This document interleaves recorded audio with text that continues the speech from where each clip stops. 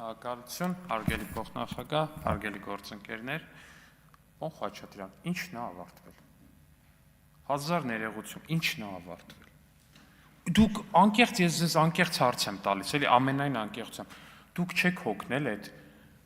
ինքնաբուխ ու ինքնասարք են պղպջակից, որի մեջ ամեն անգամ ինքներդ ձեզ դնում եք, ամեն անգամ ինքներդ ձեզ դուխ եք տալի, Իշխան Սաղաթելյանն էլ գալիս է ստեղ է իր այդ դրամատիկ կերպարով, ինչ-որ ելույթներ ա ունենում, մի հատ ոգեշնչում է, հետո գնում այտենց հայտնվում եք այնտեղ, որ հայտնվում եք սովորաբար, չեք հոգնել այդ վիճակից։ Ասենք չեք հոգնել 21-ի ընտրությունների այդ գելափի վիճակներից ձեր, որ սեզ լուրջ դեմքի արտահայտությամբ գելափի հարցումները սեզ դնում էին, ասում էին կռելու ենք, կամ ձեր առաջնորդի այդ լեզվի, չգիտեմ, ոնց այլները արտասանում, այտենց որ արտասանում, այտենց այդ ոճով որ ասում եք կռելու ենք, այդպես բաներ եք անում, հետո գալիս եք տենում եք ինչա դառնում։ Հիմա էլ ձերպես մի հատ տենց բան է, էլի, ձեր առաջնորդի տենց գրեթե նույնական գրագիտության նույն գերցածր մակարդակով ինչ որ մեկին ուղարկել են,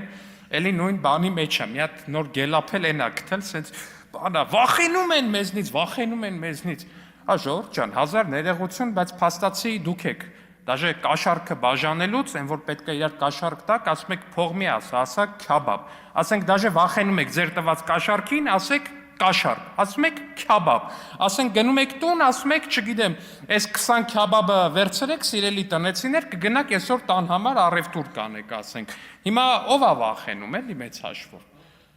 Բայց այնուամենայնիվ վերադառնալով ձեր ասացին, պարոն Մինասյան,